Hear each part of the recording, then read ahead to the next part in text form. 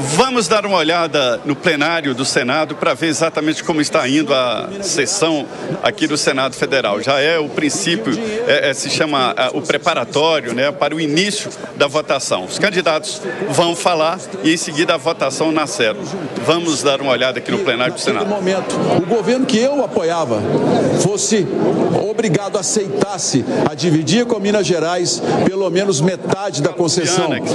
O senhor pode levar a sua bagagem com tranquilidade de que só na renovação Minas receberá 6 bilhões e mais investimentos serão mais 8 a 9 bilhões de reais, presidente Rodrigo Pacheco.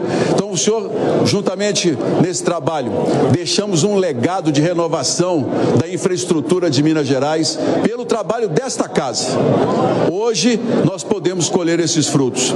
E eu quero também me colocar aqui aos senadores, aos candidatos, que aquele que assumir essa casa, que nós tragamos para a votação o que realmente preocupa a população brasileira hoje.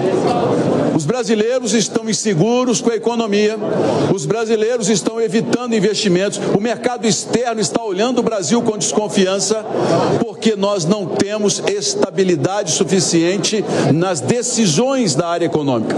Porque na área política, esse Congresso tem dado respostas sempre efetivas ao mundo de que a democracia, as leis, a Constituição serão sempre respeitadas por acordo, mas principalmente por interesse da população.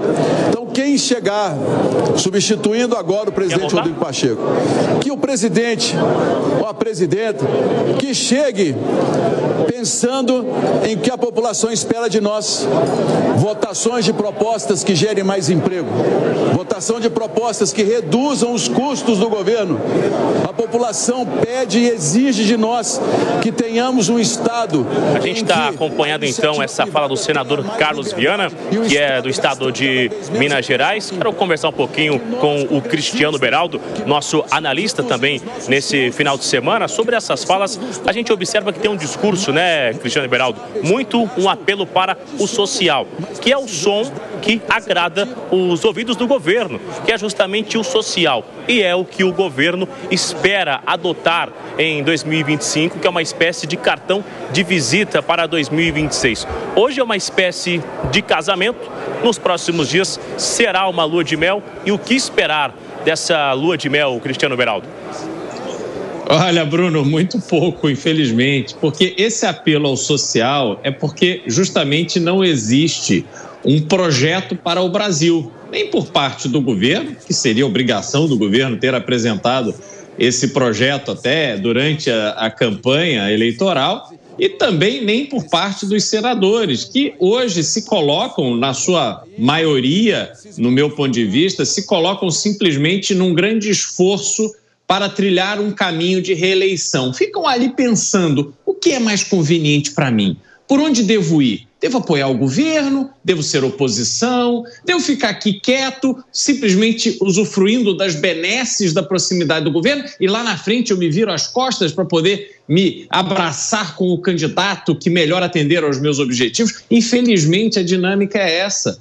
Quando eles falam nessa grande preocupação com o social, na verdade é uma retórica, porque cadê o projeto? Por que ficam aí aplaudindo e incentivando programas de auxílio, ao invés de trabalhar em um projeto para o país que permita que tenhamos uma população que não precise no auxílio, pelo menos não nos números que estamos vendo hoje? Então, está tudo errado nessa discussão política, no meu ponto de vista. Estão ali querendo discutir o que fizeram ontem, Bruno, como trouxe mais cedo o Zé. É o encontro, é o jantar de confraternização, é a costela bem assada, é o leitão pururuca, é a cerveja e o vinho gostoso. É isso que eles estão acostumados a fazer no seu cotidiano, se afastando da realidade do povo brasileiro. Eles não têm capacidade hoje de colocar respostas à população brasileira, e a população brasileira fica assistindo esse espetáculo, em grande parte sem entender exatamente as nuances, mas é preciso que as pessoas percebam que há um abismo entre o que acontece em Brasília e o que está acontecendo na vida real das pessoas. Eu vou conversar um pouco também com o Felipe Monteiro, com seu olhar sensível e clínico desse dia importante na República aqui, Felipe Monteiro. A gente tem observado um feito histórico, que é reunir aliados do governo, aliados da oposição, e quando o Alcolumbre disse que era candidato, por parte da oposição não houve nenhuma resistência. No primeiro momento, eles aceitaram acompanhar Davi Alcolumbre. Isso significa que ninguém é fã de remédio amargo, ninguém quer ficar de fora dessa festa, e aí aceitaram, de fato, entrar. Isso é algo normal? É um comportamento a ser feito pela oposição, Felipe Monteiro? É um ponto interessante, Bruno, um ponto interessante. O que eu vejo na consolidação dos apoios, tanto para a presidência da Câmara dos Deputados, quanto para a presidência do Senado Federal, é o fortalecimento do Centrão. O Centrão ganhou as eleições com uma certa tranquilidade, esse ano, ano passado, em relação às eleições municipais. Então, o que eu vejo é que a escolha de um presidente do Senado como Davi Alcolumbre ou a escolha de um presidente da Câmara como Hugo Mota vai nesse sentido. Qual que é o candidato que mais dialoga com esse novo cenário político institucional no Brasil? Aí escolheram os dois candidatos. E aí o Beraldo, ele foi muito feliz quando ele fez uma afirmação.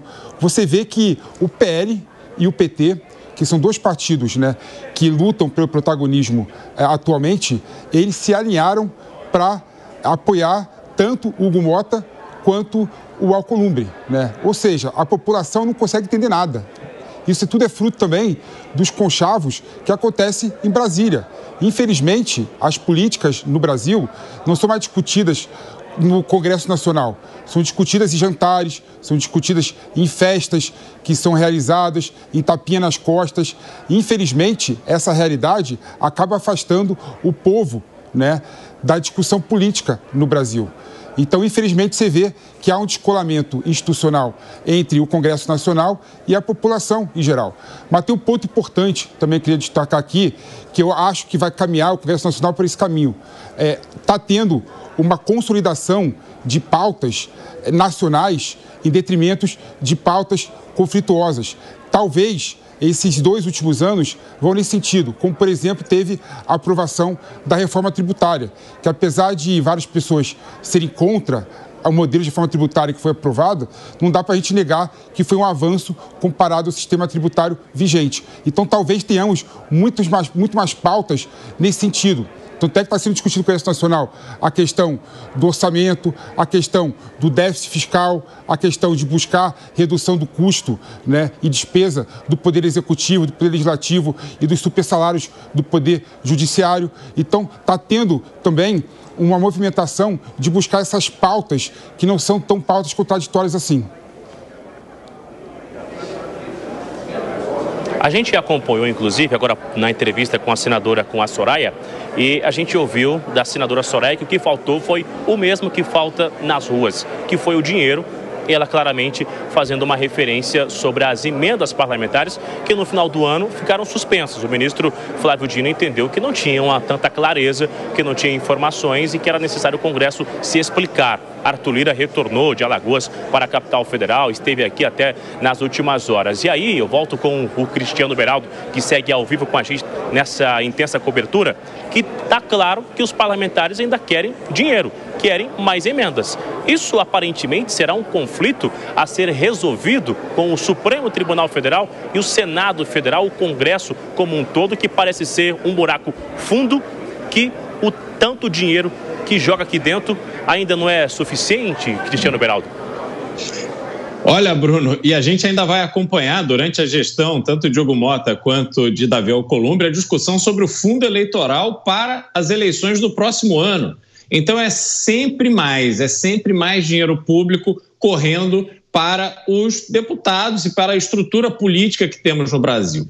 Agora, o que a gente vê de forma muito evidente é que os deputados e senadores, em sua maioria, sobretudo acompanhando o que aconteceu no Brasil depois das eleições de 2018, quando tivemos um volume de votos que estavam ali, são votos de opinião, né? Eram votos de opinião. Os votos que foram para Jair Bolsonaro, mas não só ele, mas para os senadores e deputados eleitos ali naquela onda, os governadores que foram eleitos naquela onda, que eram figuras tidas como de fora da política, pessoas que estavam com uma proposta muito firme de combate ao crime, fim da corrupção, etc. Quando a gente vê o resultado das eleições seguintes, parece que essa vontade do povo brasileiro de assumir as rédeas, infelizmente, foi diminuindo. Tanto é que nas últimas eleições a gente viu que os políticos de sempre foram cada vez mais se consolidando nas suas posições, muita denúncia de compra de voto, muita denúncia de uso de dinheiro público para poder fazer eleições, etc. Então a gente vê claramente que tudo que aconteceu depois da Lava Jato vem sendo no sentido de retornar ao status quo. E esse status quo, como já não tem mais mensalão, como já há o Ministério Público, a própria imprensa, fica todo mundo ali mais de olho hoje nas empresas públicas. Então, o que se fez foi institucionalizar essa cachoeira de dinheiro público que chega às mãos dos deputados e senadores. E isso não produz nada de benefício, nada de positivo para o Brasil, porque este dinheiro não é gasto conforme um grande projeto de país. Ele não é gasto nas urgências que existem nas cidades, nas regiões, nos estados brasileiros. Não é que existe lá uma ordem de projetos nessas localidades que precisam ser executados para o bom funcionamento da economia, para o bom desenvolvimento social, para a melhora da educação como uma estratégia conjunta. Não! O senador, às vezes, quer fazer o asfalto naquela estrada que passa na porta da sua fazenda. Ele quer fazer a praça no bairro aonde ele tem voto, que é para agradar a turma ali para votar nele. Eu lembro aqui que uma vez ouvi de um prefeito do interior do Paraná que me disse, olha, a maior demanda da população é saúde. A população carente precisa de um atendimento melhor da saúde, investimento na saúde. Mas o que dá voto mesmo é fazer asfalto. Então, esta é a dinâmica, infelizmente, do Brasil. E a gente vê que os congressistas entendem exatamente como o Brasil funciona. E nós ficamos aqui expressando as nossas preocupações, as nossas agonias, na esperança de que a nossa audiência possa ter uma visão mais ampla do que está acontecendo e que possa cada vez mais se estimular a participar do processo eleitoral.